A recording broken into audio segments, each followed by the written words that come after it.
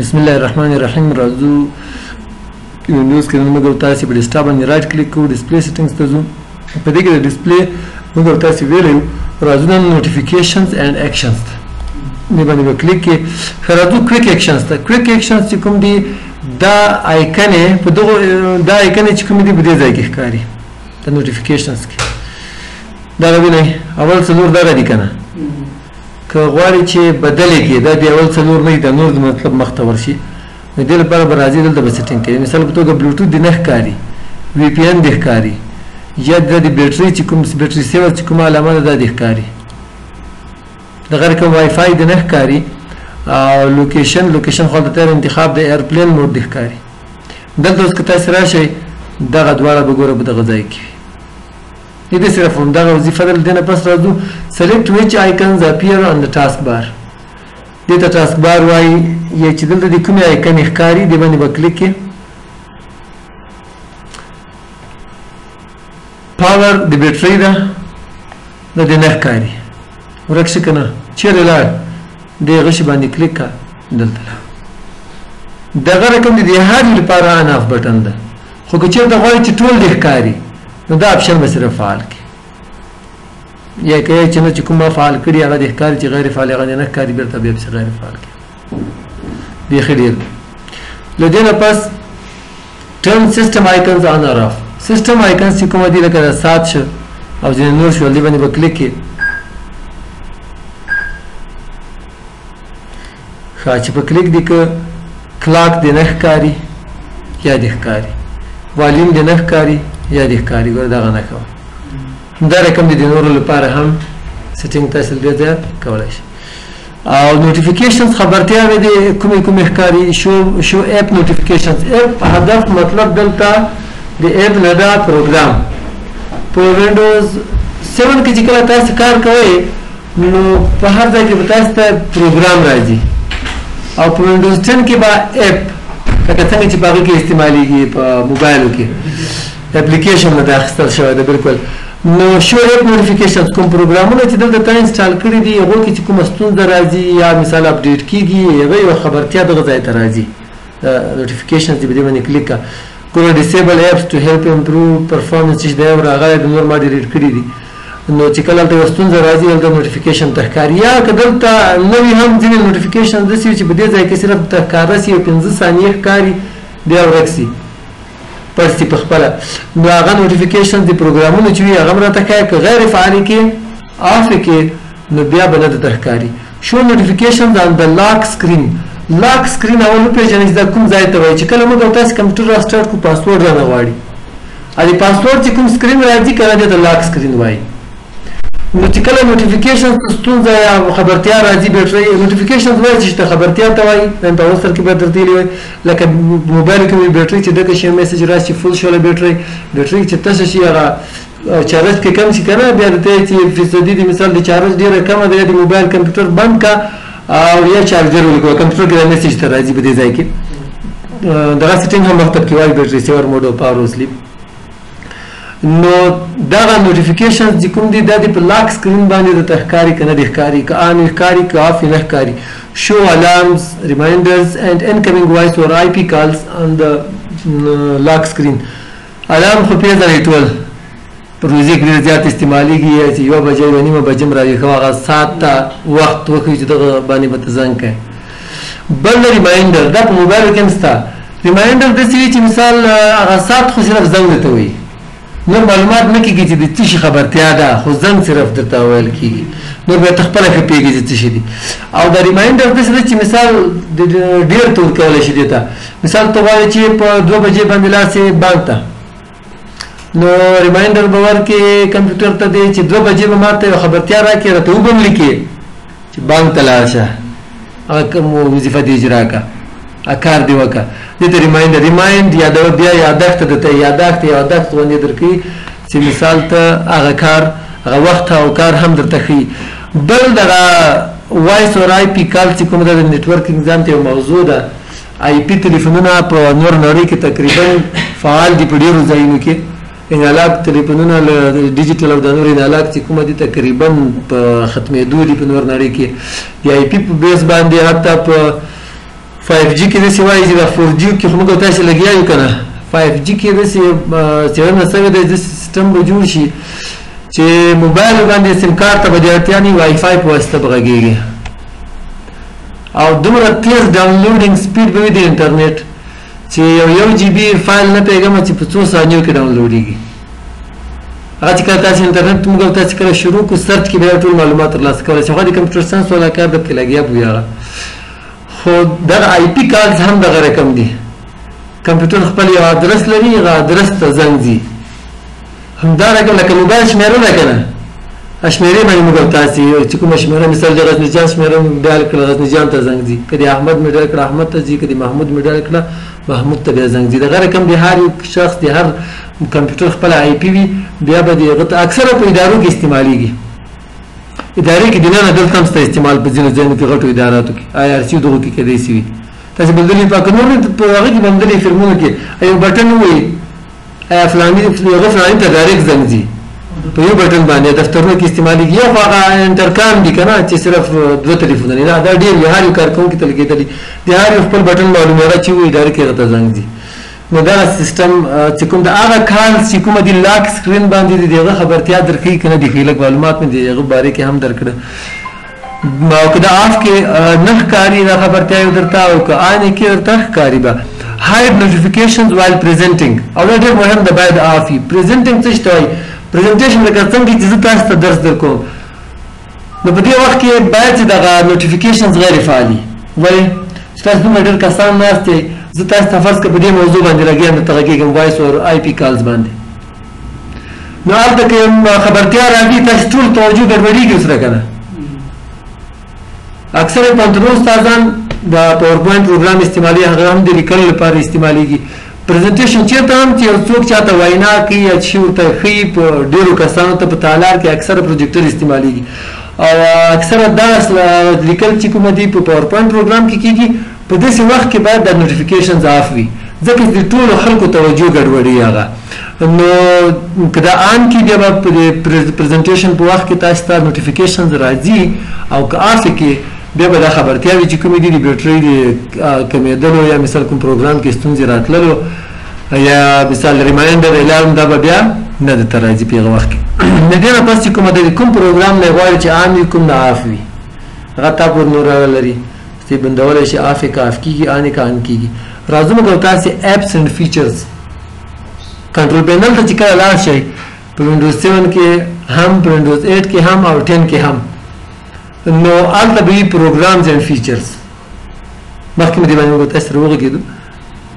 دغه ایپس اینډ فیچرز ښه دا یوه خبره تکراروم کېدای شي مخکې مې ته کړي وینډوز 10 چې دا د وینډوز 7 او 8 مجموعه ده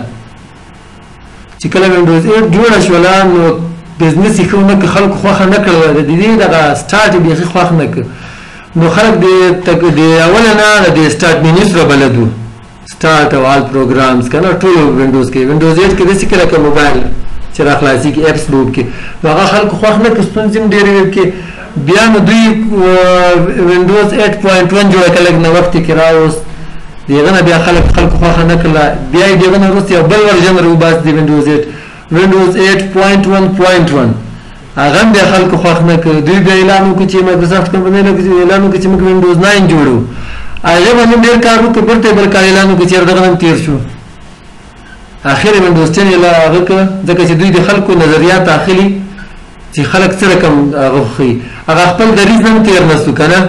هغه یې د وینډوز 8 هغه هم کې راوړه هغه سیسټم او د وینډوز 7 هم کې راوړ نو کنټرول پینل ته چې کله تاسو لاړ شئ تاسو ته مې دا خبر دغه پورې وکړه هلته به تاسو ته ښکاري پروګرامز اینډ فیچرز هغه د وینډوز 7 په رقم خو وینډوز 10 کې دا سیټینګ دلته راوړی ده دا د وینډوز 8 په رقم د ایپس اینډ فیچرز او د دې وظیفه چې ده چې کله تاسو دې باندې کلیک کوئ هغه ټول پروګرامونه درته ښیي چې تاسې په کمپیوټر کې انسټال وي یو وظیفه خو دغه ده خو بیا به کېدای شي ته ووایې چې دا پروګرامونه خو زه خبرېږم چې سټارټ باندې کلیک کوم آل ایپس دلته ټول شته که نه اصل کې د دې یو دنده یې همدغه ده دویمه مهمه دنده د دې چې ده هغه د یو پروګرام له خپل کمپیوټر نه په سمې طریقې سره لرې کول ان انسټالول یو انسټالول وي یو ان انسټالول وي لرې کول بېرته له کمپیوټر نه که چېرته مثال دوه طریقې دي. غلطه طریقې سره هم کولی شي ته یو پروګرام خپل کمپیوټر نه لرې کړې، سمې طریقې سره هم کولی شي. غلطه طریقه څنګه ده چې په کوم فولډر کې انسټال شوی ده لاړ شه سی ډرایو ته هغه فولډر ډیلیټ کړه. خو دلته به یوه ستونزه وي. ستونزه به څه شي وي چې په دې سټارټ کې آلیفس کې دغه پروګرام نوم به پاتې وي، خو چې ته په کلیک کې کار به نه کوي ځکه دې تر شا چې کوم کوډینګ موډینګ سیسټم او ټول ډیلیټ شوی ده. یا که چېرته مثال رنګ کې نوم ورکې یا په دې سرچ کې نو هغه به نه راخلاصېږي، نوم به یې ښیي. همدا رقم په دې لیست کې به هم د پروګرامز اینډ فیچرز کې یا ایپس اینډ فیچرز کې هم دې لیست کې به هم نوم ښکاري. خو که چېرته ته په سمې طریقې سره لرې کوې نو له دې ځایه به یې لرې کوې. اصل کې پردې تر شا کېږي څه چې کله یو پروګرام انسټالېږي په وینډوز کې دننه د رجسټري په نوم باندې یو فایل موږ تاسې رجسټر وي که نه، د رجسټري په نوم باندې یو فایل نه هر یو پروګرام رجسټریشن هلته کېږي په هغه فایل کې. چې کله دا فولډر ډیلیټ کړي رجسټریشن پاتې وي. لکه یو کس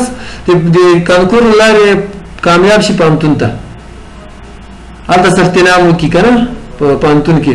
نو که دی نه ورځي خوند یې نه ورکوي او نه ورځي محرومیږي، نوم یې هغسې روان وي یو سیمسټر شاوخوا.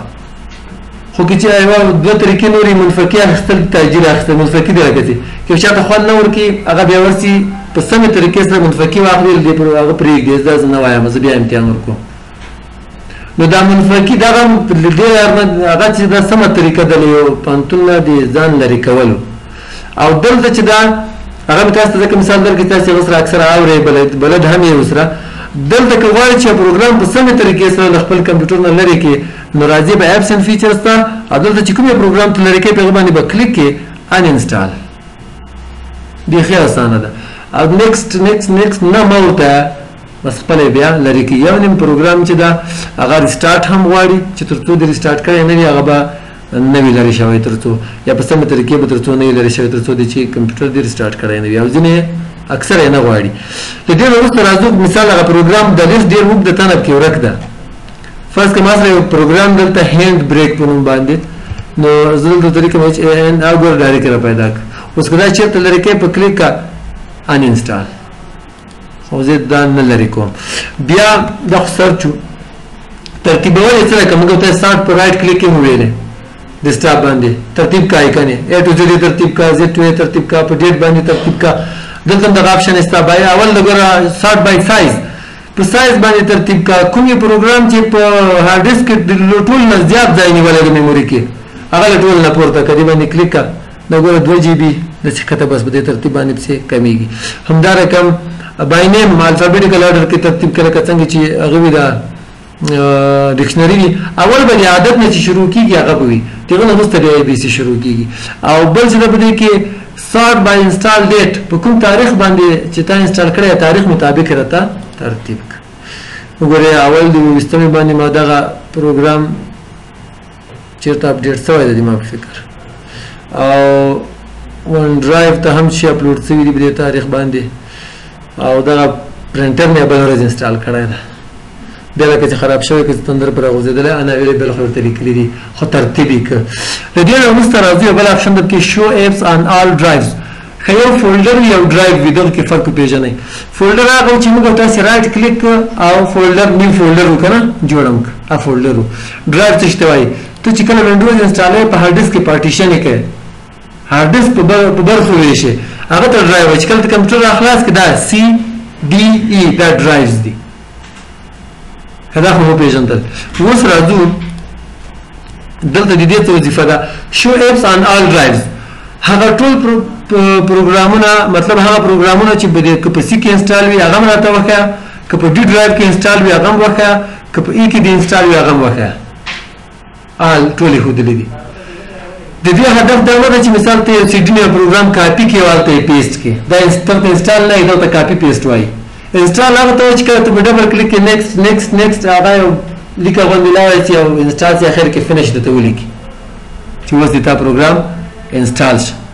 نو هغه انسټالیشن ده. او اکثره پروګرامونه چې دي تقریبا ټول په سی ډرایو ته دغه پروګرامونه د سیټینګ شوي په سی ډرایو کې سیو کیږي. په ډي کې ولې خلک سیو کوي په ای کې ولې سیو کوي چې کله په سی ډرایو کې ځای کم وي میموري کم وي خالي ځای خالیګاه کم وي په هغه وخت کې خلک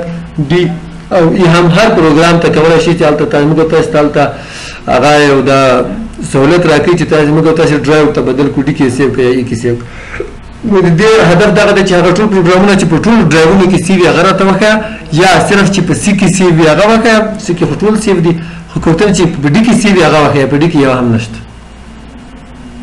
همدارکم په ای کې چې کوم سیو مارک پروګرامونه شته سیټ اپ یې شته سره کاپی کړی مې پیسټ کړی مې دی ډرایوز کې خو انسټال مې نه دی حالته انسټال ټول په سی کې دي نو زه ورته چې خزر ټول وکړه اوس ټول سره بیا درته ښکاري ښکته که موږ تاسو چېرته لاړ شو ښکته څه اپشن نشته پاس به لاړ شو پاس دغه ځای کې چې ښکاري مینیج آپشنل فیچرز ښه دغه مطلب انګلیسي د کوم پروګرام لپاره انسټال ده نه ده انسټال پېژنې دي که نه پېژنې دغه ځای کې دغه ځای نه چېرته ګوره ان انسټال نه کوي یو شي خراب نه کوي تر ځکه چې تاسې د کمپیوټر چې کومه پردې تر شا پروګرامونه استعمالېږي د هغو سیټینګ به تاسې ګډوډوئ راځئ دې نه پس ملټي ټاسکینګ ته ملټي وایي ډېرو ته لیونه زیات او ټاسک کار ته وایي کمپیوټرونه نن سبا ټول ملټي ټاسکینګ دي څنګه ملټي ټاسکینګ دي په یو وخت کې اوس ګورئ ما ریکارډینګ هم شروع ده او تاسو ته په سیټینګ کې زه چې درښایم هم یو درس ته وایم که چېرته په یو وخت کې صرف یو کار کولی سوی هغه ته بیا ملټي ټاسکینګ نه وایي نو کمپیوټرونه ملټي ټاسکینګ راځو چې دې باره کې دلته اوس څه سیټینګ ده snap arrange windows automatically by dragging them to the sides or corners of the screen چې کله ته په یو وخت کې ډېر پروګرامونه کې کار کوې فرض کا ما تاسو ته درس ویلی نوټ پیډ هغه درس هم راواړوه ویډیو دې هم راخلاصه کړه پروګرام دې هم راخلاص کړه غواړي چې هغه ترتیب کړي نو دلته ترتیبولو لپاره یو ترتیب موږ تاسو ته ښودلی چې کله ته دې ټایټل بار باندې کلیک کړې او داسې یې ویې چې د ځای ته د ماوس کله ورسېږي چې دې دومره ځای کې درته ترتیب کړمه څنګه چې پرېږدې هغه ځای کې ځان سیټ کړي او که چېرته د یو بل پروګرام هم سره راخلاص وي اوس تاسې ورته ګورئ دا دلته وړم دا خو دلته هغه شي اوس بیا زه دواړه ګډوډومه نو دا یو داسې وړم اوس تاسې ورته ګورئ ما ته دغه هم دلته ښیي یا دې سره په څنګ کې دا درته ترتیب کړم ورته چې و ترتیب یې کړه صرف په کلیک ښه دا خو دغه دلته چې کوم سایز کوي یا ریسایز کوي دا د دې اپشن ده دا که عام وي کار کوي که نه بیا نه کوي when I snap more than one window automatically adjust the size of the windows کا سایز د دواړو چې کله دوه نه زیات سي وینډوز لکه دوه چې دي د دواړو سایز برابر او ګورې دواړه په دې سکرین کې درته ځای کړي خو when I snap a window show what I can snap next to it تاسو که فکر وکړئ چې کله ما دغه یو داسې څنګ ته ویوړ نو ما ته بیا دغه بل دغه ځای کې وښوده که د اپشن فعال وي دا کار کوي که نه کوي تاسو بیا ورته وګورئ ښه دا اوس راخلاصوم اوس دا داسې وړم دلته ما ته دا وښوده که نه خو که چېرته زه داسې کار وکړم چې دا آف کړمه اوس تاسې ورته ګورئ دا داسې بیا وړم هغه ما ته اپشن نه راکوي اوس لکه چې ما آف کړم بیا یې آن کوم تاسې بیا ورته وګورئ که چېرته دا اپشن فعال وي دغه بل پروګرام درته ښیي چې دا اوس کوم ترتیبول سره غواړي که نه او که آف وي بیا نه درته ښیي ورچوال ډیسکټاپ چې کومه دا فرضي ډیسکټاپ دا د نیټورکینګ موضوع ده هغه د نیټورکینګ د کمپیوټر ساینس والا به خپله پکې لګیایي نیټورکینګ کې دغه شیان ډېر استعمالېږي ځکه چې یو کس وس نه لري چې دوه درې کمپیوټرونه واخلي نو هغه د پریکټس لپاره بیا فرضي کمپیوټرونه په هغه کې دننه جوړي په د یوه کمپیوټر کې چې هغه کې دغه رقم وینډوز هم کې انسټالېږي دغه رقم پروګرامونه هم کې انسټالېږي او دغه رقم ډیسکټاپ هم لري کوم یو راخلاصی درته وي پروګرامونه شته نو په هغه وخت کې به د ډیسکټاپ وغیره د هغو هم موږ تاسې استعمالولی شو د دې وجې له دې بل دې پورې یوه خبره بله هم ته کوم وینډوز چې کومه موږ تاسې وایو دا ډېره کمه وینډوز ده صرف د دې لپاره یې وایو چې یو ابتدایي زده کوونکي له کمپیوټر سره بلدتیا پیدا کړي حتی دغه موږ کوشش کوو چې ډېر هم ورته وایو لکه په دې سیټینګ کې هم ته لګیا یو که نه خو که څوک له هغه نه فارغ هم شي 4 کاله کمپیوټر ساینس وایي بیا وایي چې ما ټوله وینډوز ده دا به غلطه وي وینډوز ډېره سخته ده دې کې د نیټورکینګ برخې شته په دې کې د هارډویر برخه تقریبا هر پروګرام پورې دا هر پروګرام هر ډول پروګرام سره ربط لري او دا چې کومه دا د دې وجې ته موږ وایو چې دا د کمپیوټر روح ده که نه دغه روح اوسه پورې چا سر ته نه ده رسولی کوم خلک چې کې لګیا دي هغه هم یو کس نه ده جوړ کړی سافټویر چې جوړېږي اووه فیزه لري په هر فیز کې ځان ځانته دکتورا کېږي او په هر فیز کې خپل خپل خلک لګیا وي مایکروسافټ کمپنۍ کې په سلګونو خلک کار کوي هغه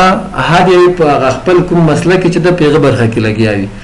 نو دا سر تر سوال مشکل کار د خو ابتدایي زده کوونکي پورې کوم مربوطه اپشن یې هغه بیا وایو راځو ټیبلټ موډ دا ټیبلټ تلیفونونه هم شته هغه ګرځ څه دي د وینډوز 10 په هغو کې انسټالیږي داسې لیپټاپ هم شته چې دغه مانیټر چې ده دا سره لرې کېږي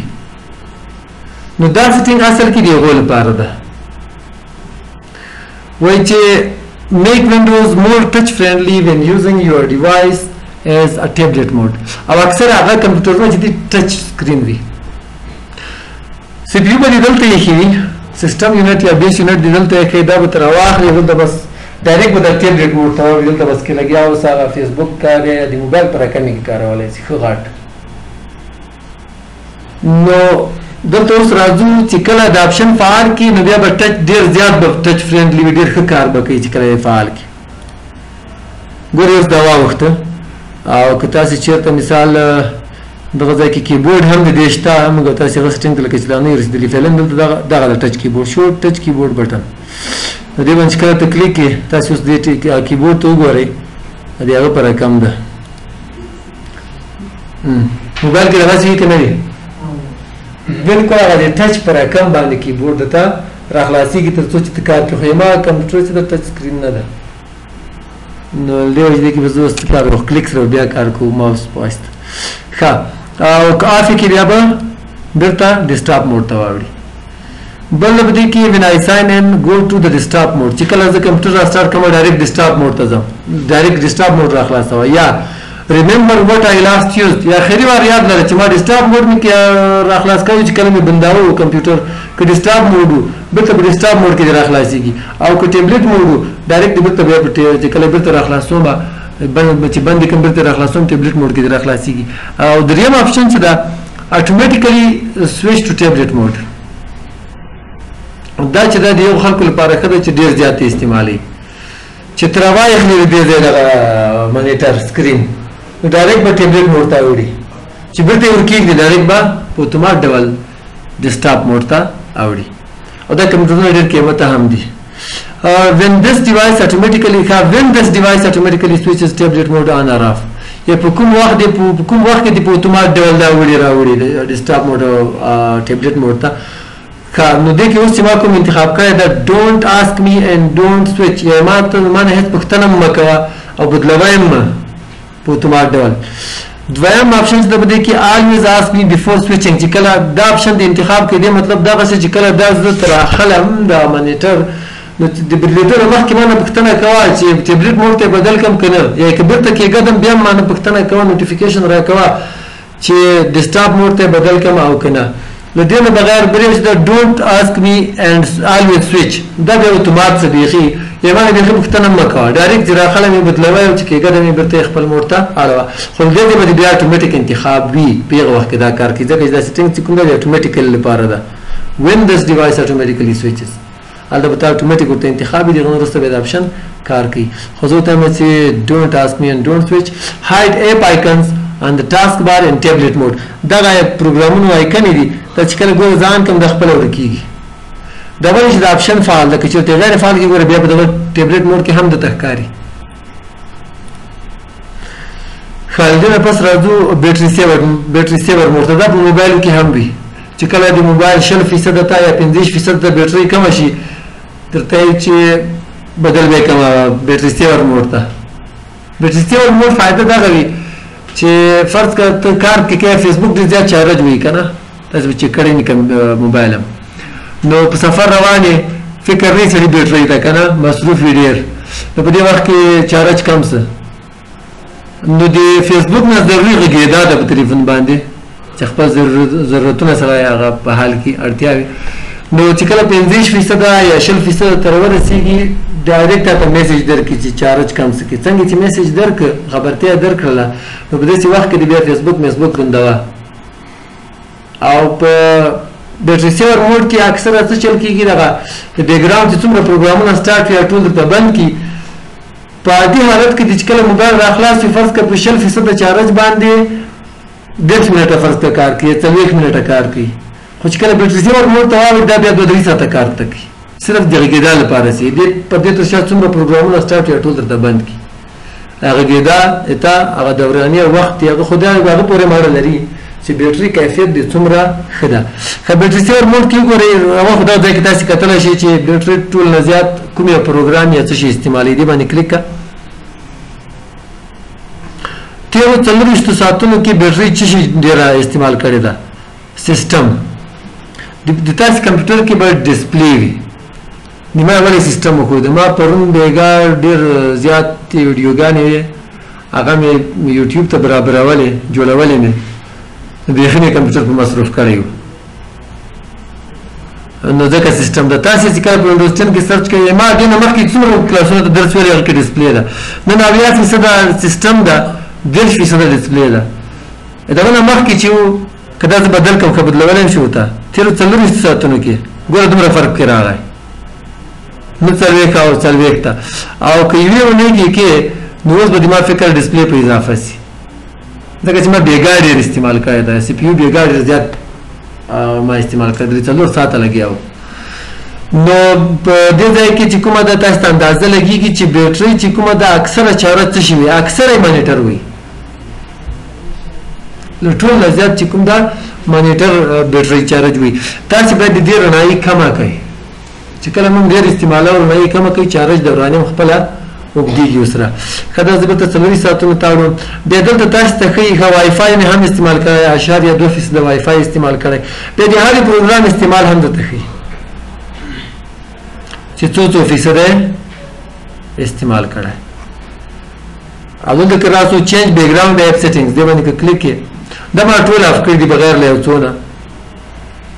دا په موبایل کې هم وي د دې اف کول ولې ضروري دی ډېر ضروري دی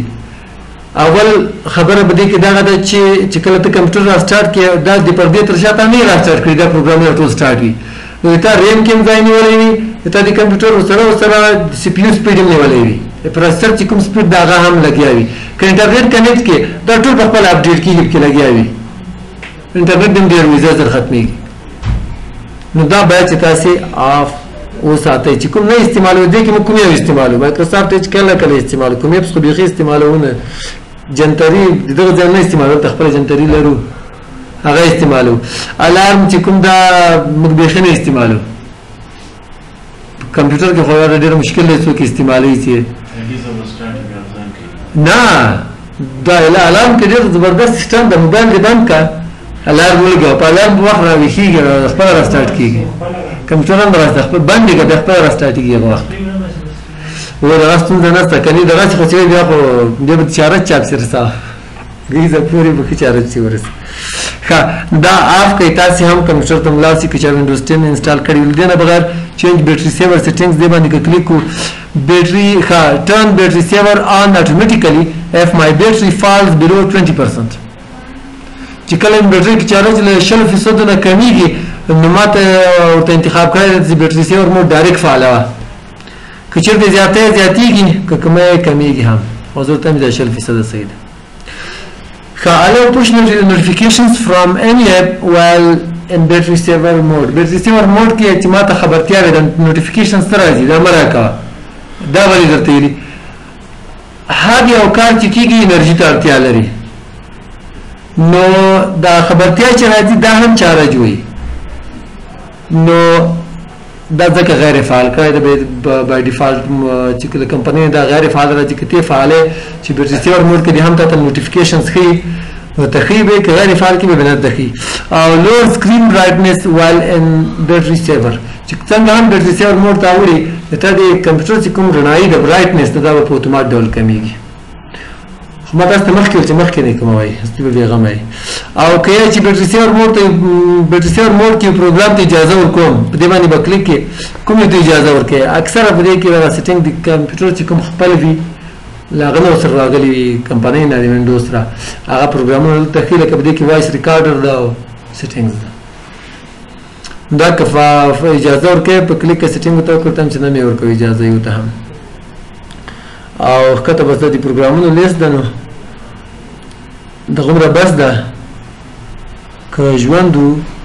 نو د پاور اینډ سلیپ او ښکته به انشاءالله بیا بل ورځ کار کوو خو دغه ځای کې آپشن لکه چې پاتې سوی بیټري سیور سیټینګز کوم ویل هم لاغه ځای ویلې دلته هم دا وکړي که نه دا هم لاغه ځای ویلې پاور اینډ سلیپ ته به انشاءالله بیا سبا شو